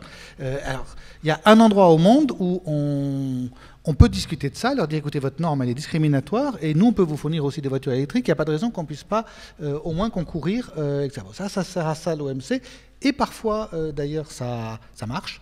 Ils venaient de dire, non mais un truc très concret, ils viennent de dire, je veux, sur tous les biens qui rentrent en Chine, une certification par l'autorité exportatrice de l'innocuité sanitaire. Bam, un truc tout nouveau, etc. Ce qui est énorme en termes d'organisation. Vous imaginez, il faut aller vous trouver un vétérinaire ou un laboratoire qui vous estampille toutes vos exportations. Bon, première victime, les vins et spiritueux, gros poste d'exportation chez nous. Si on a encore des excédents, c'est là-dedans. Et donc, les containers sont prêts à partir et vont être arrêtés en douane. Bon, on en a parlé à l'OMC.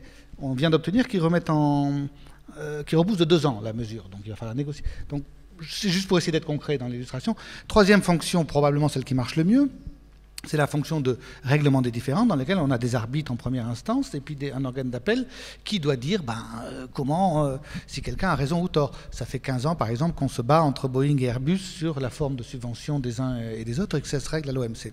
Donc ça, c'est la deuxième partie de la question. La première était sur juste simplement avec la multiplication des accords bilatéraux entre régions. Est-ce Oui. que vous et les fameux échecs de cycle de Doha, enfin de cycle, les échecs à conclure en fait des grandes négociations multilatérales, est-ce que vous n'êtes pas un peu condamné à ce niveau-là? Alors ça, c'est la chose vraiment intéressante sur laquelle on peut réfléchir de manière positive ou négative. Quand l'OMC a été créé, c'était l'héritière des grands cycles de négociation, Uruguay Round, Tokyo Round, Kennedy Round, etc., où on avait baissé essentiellement les barrières douanières sur les biens industriels. Il n'en restait plus beaucoup. Donc on s'attendait à ce que l'OMC soit une grande machine à libéraliser, ce qui est d'ailleurs une erreur. L'OMC n'a pas le libre-échange dans ses statuts. À l'origine, c'est une institution régulatrice, une institution plutôt d'inspiration keynésienne, comme le FMI, et c'est un dévoiement historique d'en avoir fait une machine à libéraliser. Il se trouve qu'elle n'y arrive pas. Ça fait maintenant effectivement 20 ans qu'il y a eu un accord en 1995 sur les technologies de l'information, d'élimination de droits de douane, et encore, ce n'est pas tous les membres de l'OMC. Donc elle n'y arrive pas. Ça veut dire que le monde, à un moment donné, n'a collectivement pas plus d'appétit pour le libre-échange, et l'OMC se replie plutôt sur une fonction régulatrice. Elle produit des accords sur la transparence, par exemple.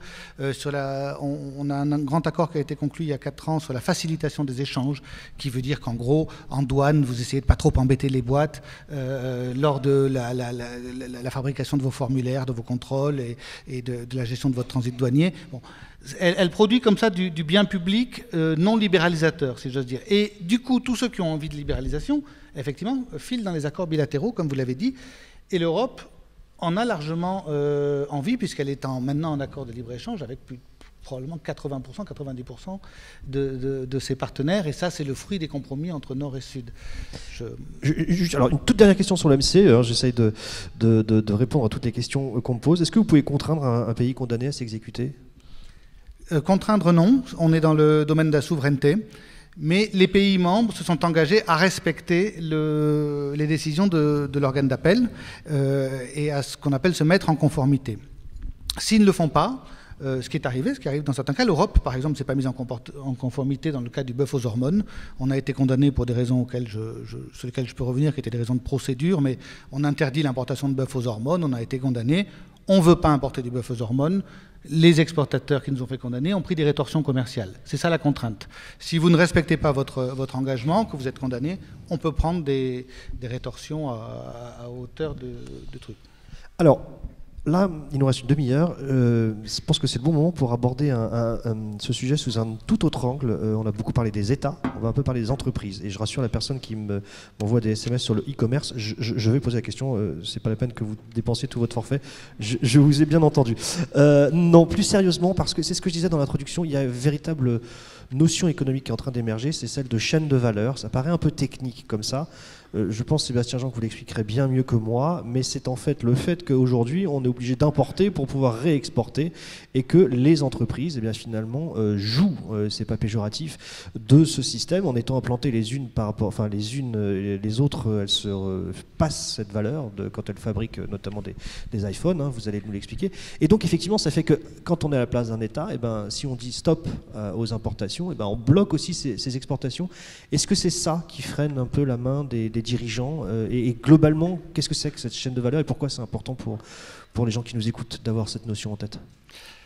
Oui, ce qu'on appelle les chaînes mondiales de valeur, pour l'anglais Global Value Chains, c'est un raccourci qu'on prend pour essayer de caractériser la situation de l'économie mondialisée actuelle et la façon dont elle diffère de ce qu'on a pu connaître jusqu'aux années 80 en gros. Quelle est cette différence? C'est essentiellement qu'avant, on avait beaucoup de commerce parce qu'on pouvait vendre à un endroit différent de là où on produisait. Et ce qui s'est passé à partir, surtout, ça se passait un peu avant, mais surtout à partir du début des années 90, c'est que de plus en plus, étant donné, je vais revenir sur les raisons tout à l'heure, mais de plus en plus, les entreprises ont pu séparer leur processus de production en différentes étapes et les localiser un peu partout dans le monde. Pourquoi c'était possible? Eh bien, pour différentes raisons, essentiellement de trois natures. De nature technologique d'abord, Internet, les technologies de la communication, l'information de la communication. On peut se coordonner avec l'autre bout du monde sans aucun problème aujourd'hui. Deuxième raison, politique, hein, la chute du rideau de fer, l'ouverture de la Chine. Il faut qu'il y a beaucoup plus d'endroits où on peut aller produire et trouver un environnement qui va être stable et accueillant. Et puis troisième élément, institutionnel, l'OMC on en a parlé, mais aussi, très important, la libéralisation des mouvements de capitaux. Donc tout ça, ça a fait, il y a plusieurs façons de voir ça. Le taux d'ouverture mondial, les exportations, la valeur des exportations mondiales en proportion du PIB mondial. Au début des années 90, c'était entre 15 et 20%. Aujourd'hui, même si ça a un tout petit peu reflué, c'est de l'ordre de 30%. Donc ça a été presque multiplié par 2.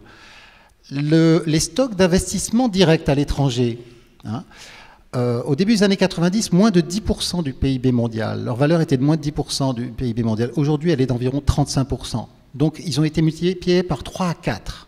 Et tout ça, c'est vraiment, bon voilà, c'est l'usine détenue par une entreprise américaine en Chine, en Indonésie, au Vietnam.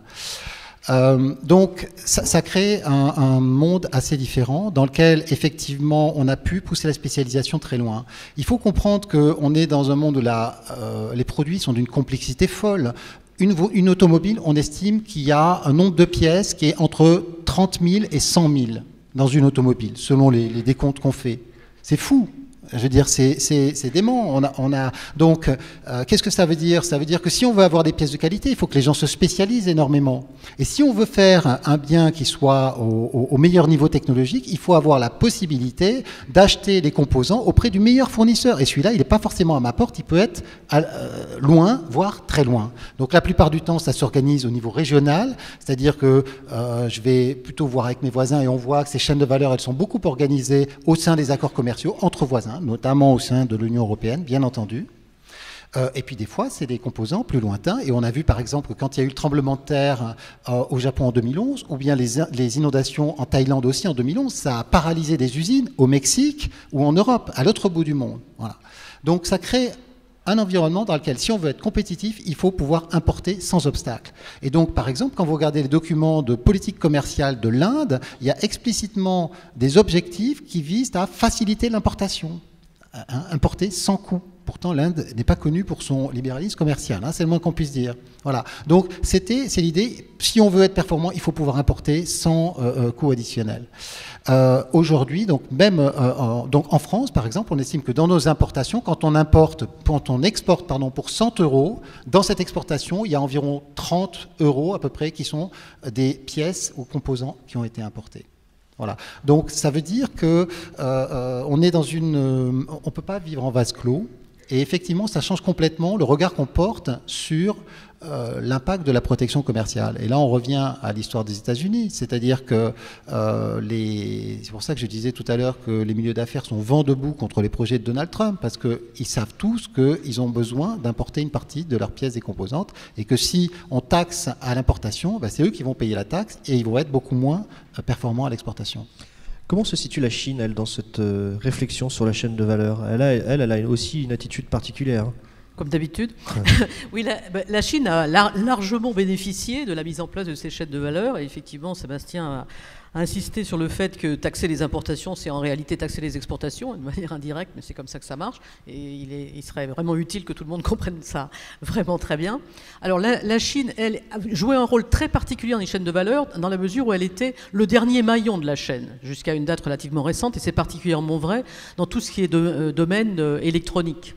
Dans le domaine électronique, vous avez les composants les plus avancés qui sont issus en gros, hein, Japon, Corée. Ensuite, vous avez une intervention de différents pays d'Asie du Sud-Est, soit pour le démarrage de l'assemblage de ces composants, pour les tests de ces composants, ça c'est les pays d'Asie du Sud-Est un tout petit peu plus avancés comme la Malaisie, et une fois que tous ces petits composants sont au point, ils sont envoyés en Chine, où ils sont assemblés, et puis sort de la Chine le produit final, qui est en général un ordinateur. Donc si vous retournez tous les ordinateurs du monde, enfin j'exagère un petit peu, et c'est un peu moins vrai aujourd'hui, mais en gros, la plupart des ordinateurs dans le monde sont made in China.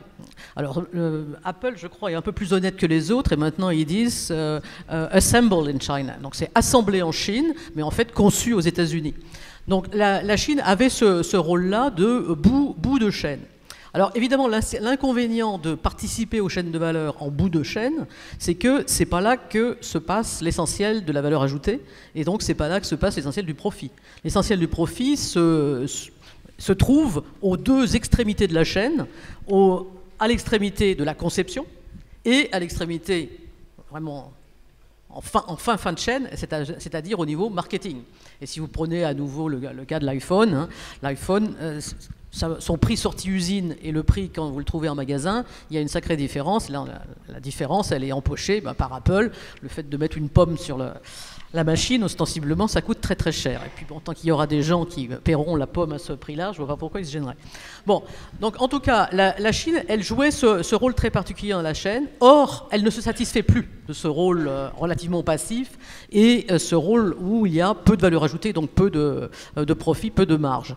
Et ce qui est tenté actuellement par la Chine, et notamment dans le cadre du fameux programme Made in China 2025, c'est essayer de remonter la filière, donc de remonter dans la chaîne vers des étapes de production qui sont un peu plus lucratives, où il y a plus de valeur ajoutée, donc plus de marge bénéficiaire potentielle.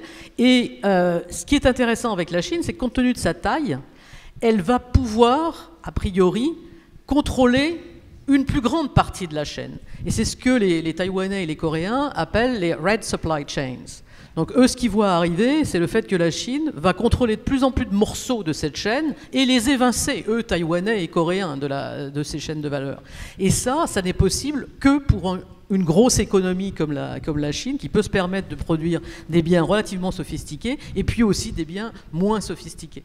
Donc c'est là qu'on a l'air de s'acheminer, c'est pas encore fait, hein, c'est en cours et à voir si ça peut se réaliser complètement, mais on s'achemine vers peut-être une désintégration en quelque sorte de ces chaînes de valeur, en tout cas moins de fragmentation de la production, moins d'éparpillement de la chaîne de production et une prise en main par les Chinois d'une plus grande part de ces chaînes. Mais il est possible aussi que les entreprises chinoises elles-mêmes se localisent dans d'autres pays de la région, et en particulier au Vietnam, par exemple. On reste sur ces questions microéconomiques. J'ai beaucoup de questions qui ne sont pas formulées très, très explicitement, mais on voit bien beaucoup d'interrogations sur la place des multinationales dans cette guerre et cette fameuse question récurrente sur le e-commerce. Mais on le voit, quelle est la place du e-commerce dans cette guerre? Effectivement, les GAFA, on me pose des questions sur les GAFA. Est-ce que ces monopoles technologiques ne sont pas aussi une forme de guerre commerciale?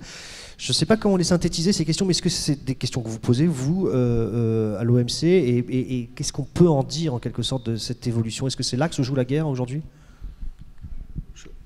À l'OMC, c'est une question qui est très actuelle, pas qu'à l'OMC d'ailleurs, mais dans les accords bilatéraux aussi. Pourquoi? Parce que tout le monde identifie le commerce électronique comme l'espace futur du commerce. De plus en plus, je ne sais pas quelle est la proportion aujourd'hui des transactions virtuelles qui sont déclenchées par Internet versus celles qui sont déclenchées par des modes physiques traditionnels. Mais donc, le sujet est bien identifié. Après, vous avez différentes visions de la chose.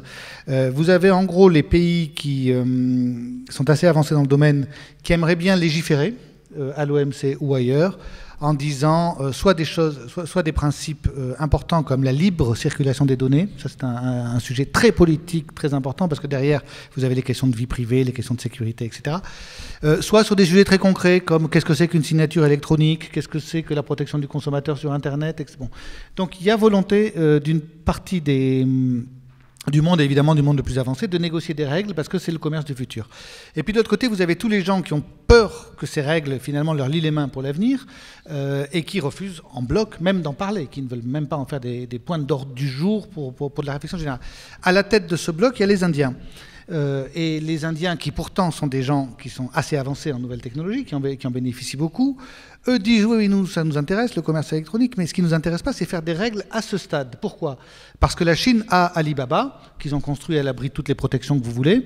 Nous, tant qu'on n'aura pas notre Alibaba, on ne voudra pas de règles pour le commerce international. Donc il y a cette espèce de débat que vous évoquez, ceux qui veulent figer la situation des dominants, qui sont les GAFA, ceux qui pensent que malgré les GAFA, ils vont quand même tirer leur épingle du jeu, c'est toute l'Europe du Nord. Et puis il y a le monde en développement qui considère qu'il est bien trop tôt pour faire des règles dans ce domaine. Sébastien Jean. Oui, c'est évidemment le nouveau front et un front particulièrement important parce que c'est le front du progrès. C'est aussi un domaine dans lequel il y a une concentration spontanée de la richesse et du pouvoir qui est extraordinairement puissante. Et globalement, si je simplifie un peu à l'extrême les positions, enfin, c'est complémentaire de ce que vient de dire Jean-Marie, avec lequel je suis d'accord, mais les États-Unis, eux, ils ont une position dominante sur ce marché, sur une grande partie, et donc ils veulent ce qu'ils appellent le free flow of data, cette libre circulation des données. Ils ne veulent pas d'entrave, que en gros leurs entreprises puissent faire ce qu'elles veulent pour faire circuler les données, qu'elles soient jamais contraintes, limitées dans la circulation des données ou contraintes dans l'endroit où elles localisent leurs données. Hein. L'autre extrême, c'est l'Inde ou c'est la Chine, en Chine ou en Russie d'ailleurs. Les données, c'est considéré comme trop important, trop sensible politiquement pour être laissé comme ça en libre circulation. Donc qu'est-ce qui se passe en Chine? Il y a une muraille, enfin il y a un pare-feu électronique dont on peut d'une certaine façon considérer que c'est la barrière commerciale la plus importante au monde actuellement. Et pourquoi? Essentiellement pour une raison politique. Le gouvernement chinois veut contrôler ce qui se passe sur son Internet. Et donc il n'est pas question pour eux d'ouvrir la discussion là-dessus. C'est même pas un sujet. Il y a une barrière politique en amont. Et malgré tout, ça ne les empêche pas de développer à l'abri de cette barrière des entreprises extrêmement puissantes comme Alibaba, Tencent, Baidu et autres. Et donc, d'ailleurs maintenant, ils ont développé ça chez eux et on voit que maintenant on est au stade où ils sont en train de vouloir se développer à l'étranger, Alibaba en particulier, avec une puissance de feu fabuleuse en termes de richesse financière. Entre les deux, l'Europe. Quelle est notre position? Là encore, je simplifie fortement. En Europe, pour le coup, on soutient le principe de libre circulation des données, hein, à l'opposé des Chinois. Mais dans le même temps, on a élevé au rang de principe constitutionnel la protection des données personnelles. Hein, il y a une nouvelle directive qui va rentrer en vigueur au printemps. Là-dessus, on est complètement différent des Américains. Hein. Eux, les Américains, ils disent qu'il n'y a que la sécurité nationale qui peut être invoquée parce qu'ils veulent quand même que la NSA puisse faire ce qu'elle veut quand il y a des questions qui se posent. Mais eux, ils ne sont pas du tout sensibles à ça. Donc c'est vraiment une sensibilité européenne qui nous est propre et qu'on a élevé à un rang absolument prioritaire dans notre politique. Deuxième problème, on n'est pas d'accord entre nous. On n'a pas encore fait le marché unique numérique, c'est-à-dire qu'on ne s'est pas mis d'accord entre Européens sur la façon dont on gérait ces données. Et troisième problème, on a, disons, peur ou le sentiment déjà de subir un abus de position dominante des Américains et un défaut de politique de régulation par la politique de la concurrence des Américains avec leur GAFA, avec en plus des comportements d'optimisation fiscale qui nous seraient dommageables. Donc on veut se faire respecter là-dessus, et je pense qu'à juste titre. Voilà. Enfin, moi, si je dois résumer les enjeux, je les vois comme ça. Ça nous amène à une question. Vous aussi, Françoise, vous vouliez réagir? Non, c'est bon sur cette question de la Chine? Il y a peut-être un petit point à rajouter qui est assez intéressant, me semble-t-il. Il y a une négociation commerciale dont on n'a absolument pas parlé, parce qu'elle passe, je pense, au-dessous du radar. C'est une négociation qui se joue entre 16 pays d'Asie orientale, les 10 pays d'ASEAN et 6 autres pays d'Asie du Nord-Est, donc Chine, Japon, Corée, Australie, Nouvelle-Zélande et Inde. Donc les 16 négocient. Alors c'est vraisemblablement un accord, si jamais il existe un jour, qui sera assez léger, comme on dit, mais il y a une thématique qui est discutée au sein de cette négociation, c'est précisément la thématique du commerce électronique. Donc eux aussi sont intéressés par cela. Alors ce qu'il faudrait voir dans le détail, c'est quel est le positionnement de l'Inde dans cette négociation. Est-ce qu'il se passe un peu quelque chose ou pas? Et ça m'étonnerait que, compte tenu des positions assez différentes de la part de l'Inde, de la Chine et des autres, des 12 autres, est-ce qu'on arrivera à quelque chose? J'ai un peu des doutes, mais ça serait intéressant de regarder exactement ce qui se passe. Si je peux ajouter juste un mot, parce que ça me fait penser, c'est intéressant, c'est une autre illustration de l'incohérence de Trump, c'est que les États-Unis se sont battus pour faire du partenariat transpacifique l'accord le plus avancé en termes de contraintes pour forcer à la libre circulation des données, donc leur objectif stratégique contre la Chine. Ils y étaient arrivés. Hein, donc c'était une façon d'imposer leurs normes, un résultat de leur point de vue fantastique, et qu'a fait Trump? Il est arrivé, il a tout bazardé. Donc c'est vraiment incompréhensible dans la logique américaine. Une question qui va en permettre d'englober un autre aspect, deux autres aspects dont on n'a pas parlé, mais qui suscitent beaucoup de questions. Je vous la pose à vous, Jean-Marie Pogam, mais tout le monde peut répondre. L'OMC ne pourrait-elle pas réguler les coûts cachés liés à la division internationale des processus de production que sont l'optimisation fiscale et la pollution ? Autre question sur ce thème, le coût environnemental peut-il modifier les chaînes de valeur et le commerce mondial en général? Une question sur l'impact commerce international et réchauffement climatique, un prix mondial du CO2, pardon. Quelle est la position de l'OMC? Donc beaucoup de questions, en tout cas sur l'environnement. Je pense que sur les aspects fiscaux, c'est peut-être pas le cœur de notre table ronde, même si vous avez peut-être envie d'en dire un mot, mais sur l'environnement, je pense que oui. Alors, très rapidement sur le fiscal, c'est une question d'histoire qui me passionnerait de vous exposer, mais l'OMC est l'héritière du GATT qui ne s'occupait que de commerce parce que l'organisation englobante sur les échanges qui aurait traité de tous les sujets qui s'appelait l'Organisation internationale du commerce a échoué en 47 ou en 48. Donc ça ne traite que de commerce, même pas d'investissement, ou très peu, et c'est un tabou. Donc de fiscalité encore moins, et on n'est donc pas dans le... C'est pas l'organisation qui aujourd'hui pourra réguler cette dimension-là de la mondialisation, même si c'est une dimension dont on est tous conscients qu'elle est clé, et d'ailleurs elle est au cœur des initiatives françaises et franco-allemandes en Europe. Sur l'environnement, c'est différent. Le sujet existe à l'OMC sous l'angle des interactions entre le commerce et l'environnement. Il a beaucoup de mal à progresser parce que c'est un tabou pour les pays du Sud qui y voient le véhicule d'un protectionnisme déguisé. Néanmoins, il y a un sujet qui va prendre de l'ampleur dans les années qui viennent et qui est déjà posé, qui est celui de la compatibilité de l'accord de Paris, ou de la conciliation de l'accord de Paris et de l'environnement, sur lequel il y a beaucoup de gens qui disent, dont le président Macron, il nous faut une taxe carbone ou un mécanisme de ce type-là, un mécanisme d'ajustement entre ceux qui font des efforts pour l'environnement et ceux qui n'en font pas, aux frontières. Et ça, c'est en cours d'examen. Il y a beaucoup d'interrogations sur la faisabilité juridique au regard du droit de l'OMC. Beaucoup de gens pensent que c'est possible. Il faut juste que ce soit bien fait. C'est extrêmement technique, donc déjà, moi, je ne maîtrise pas tout, mais en plus, si j'y rentre, on est pour 1 heure. Donc, mais il y a faisabilité d'un mécanisme d'ajustement aux frontières pour équilibrer les conditions de concurrence entre ceux qui sont dans l'accord de Paris et ceux qui ne veulent pas y être. La question, c'est est-ce qu'on l'adoptera, et ensuite, est-ce que ça sera jugé compatible, quoi. Sébastien, et puis après Françoise, parce qu'effectivement, je pense que les questions environnementales pour les Chinois, c'est une manière de leur mettre de la pression commerciale. Oui, l'environnement, c'est un sujet qui est évidemment devenu très important dans toutes les relations commerciales. Alors, bon, la première chose, c'est que l'OMC, c'est une organisation qui a pour objectif de prendre des engagements de nature commerciaux. Donc, c'est pas un sujet, c'est pas une organisation de l'environnement. Cela étant, ce qui est très clair, c'est qu'il y a une reconnaissance de l'importance des sujets environnementaux, et il y a ce qu'on appelle des exemptions générales qui font que, justement, on peut se prévaloir d'objectifs environnementaux, et d'ailleurs d'un certain nombre d'autres aussi, pour modifier des règles, même si ça a un impact sur le commerce, à condition que ce soit fait justement de façon non discriminante. Deuxième point que je veux souligner, c'est que quand on pense à ces relations entre commerce international et environnement, bon, c'est vrai que le commerce peut être, les bateaux par exemple, les avions peuvent émettre du CO2. C'est quand même, mais ça reste très petit à l'échelle des émissions mondiales. Et il me semble que si on s'interroge sur les relations entre les deux, il faut raisonner en termes d'efficacité. Qu'est-ce qu'on peut faire d'efficace pour l'environnement et en agissant sur le commerce? Je ne crois pas que mettre des barrières juste pour limiter le commerce, et c'est ce que montrent toutes les études, ça soit une façon efficace de lutter contre le réchauffement climatique.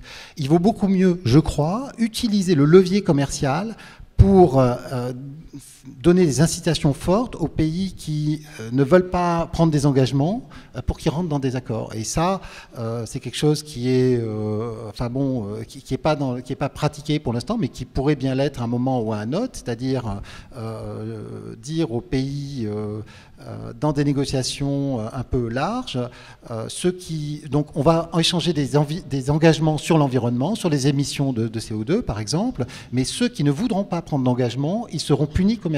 Et c'est une façon d'essayer non pas de les punir, mais d'essayer de leur donner des incitations pour venir dans l'accord. Et je pense que c'est beaucoup plus fructueux comme façon d'envisager cette relation que simplement se focaliser sur les émissions des transports. Il nous reste 5 minutes. Je le dis pour la personne qui m'a envoyé un message pour me dire qu'elle commençait à trouver le temps long. Rassurez-vous. je lis tout et je vais tout vous lire à la fin. Rassurez-vous aussi. Blague à part. Ça peut nous amener en fait à la conclusion qui sera un peu générale, mais j'ai quand même quelques questions autour de... je vais la faire courte celle-là. On annonce que le libre-échange favoriserait le développement de chaque pays ainsi que leur croissance. Pourtant, l'idée du protectionnisme ne cesse de s'accroître. Comment pouvez-vous le justifier ? Et d'autres personnes qui nous disent, mais est-ce que finalement la mondialisation, ça fait du bien aux pays en développement ? Est-ce que ça crée vraiment des richesses ? Alors, je sais que vous pourriez parler des heures sur ce thème et nous dire oui, mais quel serait un exemple qui vous justifierait, selon vous, le fait qu'il fasse faire plus d'échanges commerciaux ? Un exemple concret qui montre que ça améliore la vie des gens. Et puis, effectivement, quelque part, un peu une question politique. Pourquoi est-ce qu'il y a autant de résurgence protectionniste dans le discours populiste ?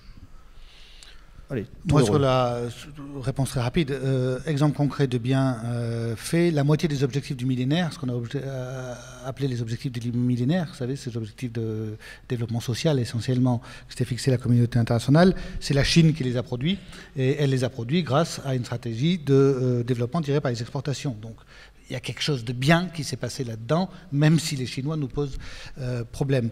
Pourquoi ça engendre ces réactions ? Moi, j'ai une vision personnelle assez précise du sujet, tout à fait contestable par les économistes, donc je pense qu'on sait que le commerce, ça a des impacts distributifs importants. Ça déstabilise les sociétés, c'est-à-dire que c'est l'essence des avantages comparatifs. Vous avez des secteurs qui vont perdre, des secteurs qui vont progresser. Bon. On a... pendant tout le XXe siècle, mis au point, en tout cas dans les pays développés, des systèmes de transferts sociaux qui permettaient de compenser ça. Sécurité. Comme par hasard, on crée une sécurité sociale au moment où on invente le GATT. C'est pas par hasard, en réalité, c'est qu'il y a une espèce de mécanisme de compensation qui doit se faire. Ce sont ces systèmes qui sont à bout de souffle. Ils sont à bout de souffle pourquoi ? Parce que tout a été conçu à une époque où le capital ne circulait pas. Donc vous pouviez taxer le capital, il profitait de cette mondialisation, puis vous redistribuiez pour compenser sur les perdants. Maintenant, dès que vous voulez taxer le capital, il s'en va, il s'évade, c'est faire confère la question précédente. Et donc ces mécanismes sont assez érodés.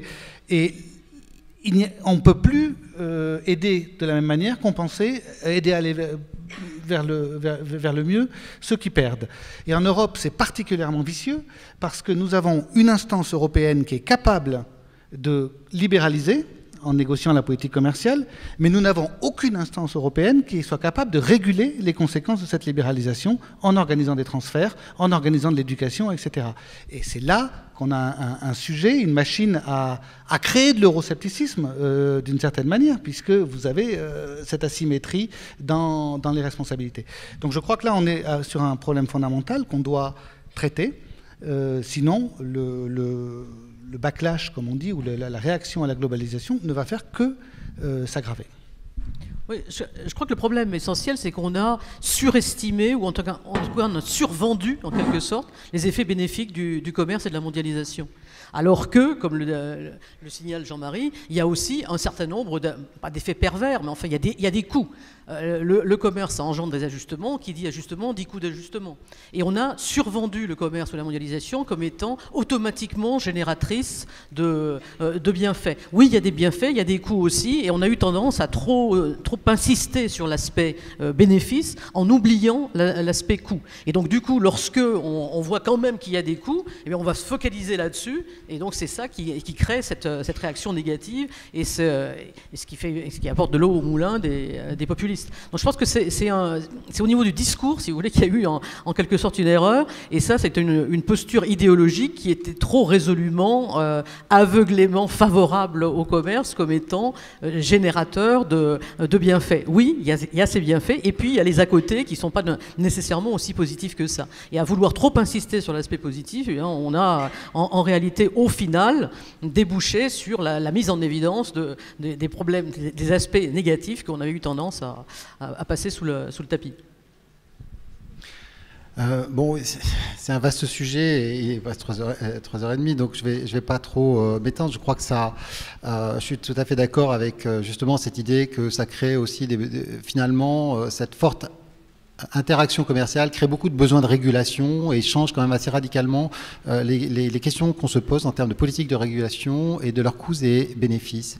Maintenant, si au fond, je veux juste réagir par rapport à votre question sur les bienfaits de l'ouverture, moi j'invite tout le monde à se poser la question, quel est l'exemple on nous parle protectionnisme, etc. Quel est l'exemple du pays riche qui a réussi à s'enrichir par le protectionnisme? Il est où ce pays? Moi je ne le connais pas. Il n'existe pas de pays développé qui ait mené une stratégie délibérément protectionniste. Alors après, évidemment, on peut détailler ou ergoter sur la politique industrielle du Japon, de la Corée, etc. Mais c'est pas la Corée du Nord ou l'Albanie qui nous ont donné un très bon exemple à cet égard.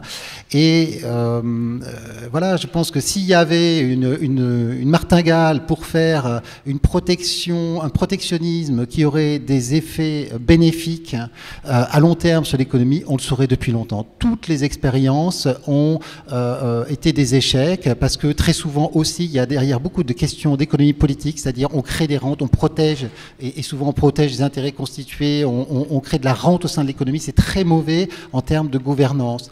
Bon, voilà, il me semble que c'est illustratif de la question, disons. Oui, la réponse à la question, c'est la Chine d'un côté, la Corée du Nord de l'autre. Exactement. Merci à vous tous. J'ai encore quelques très rapides commentaires à faire. Quelqu'un qui nous rassure, on n'a pas trouvé le temps long. Conférence passionnante, très grande qualité des intervenants. Bon, l'autre me dit que ne vous inquiétez pas, ça s'est passé vite. Tant mieux. On me demandait si ça allait, donc oui, ça va très bien, merci. Et quelqu'un qui me dit merci, donc je dis de rien. Plus sérieusement, quelqu'un me demande si le 5-0 de Lyon pourrait enrayer le commerce mondial et entraîner une guerre commerciale mondiale. Alors, je ne sais pas pourquoi, mais tous les ans, on me pose des questions sur le foot. Je sais qu'on est à Lyon. Alors, si c'est toujours le même étudiant qui redouble, je pense qu'il faudrait qu'il dire à ses professeurs de faire quelque chose, parce que moi, je serai là encore dans 10 ans, mais c'est pour lui que ça sera gênant. Et alors, j'ai 2 derniers messages à caractère personnel. Bonjour, très poli d'ailleurs. Excusez-moi, mais où est le séduisant jeune homme avec le haut rouge qui était là au début? On aimerait bien le revoir. Merci. Donc, j'ai regardé depuis le début, c'était pas nous, donc je ne sais pas où il est. Et enfin, est-ce qu'il y a Alexandre Guimet dans la salle? Je ne sais pas s'il peut se lever. Voilà. Et ben alors, joyeux anniversaire. Et on aura une dédicace de Donald Trump. Voilà. Merci à vous tous pour la qualité de vos questions et merci surtout à vous.